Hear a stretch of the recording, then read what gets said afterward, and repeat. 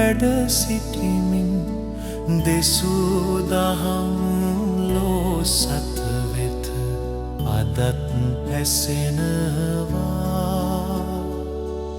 එදා මහා කරුණාවෙන් ගඳ කිලියේ වැඩ සිටිමින් ගලා හැලුණු මෙන් දහරා අදත් ගලනවා.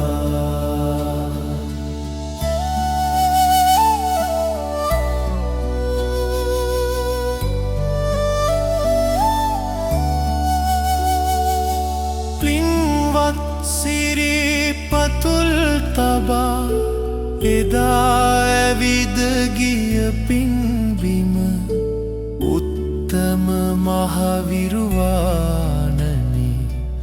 අදත් මැවෙනවා.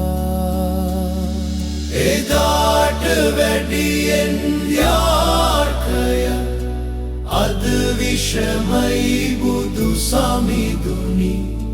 හැකිනම් ලොව යලි වටින්න මම අයදිනවා.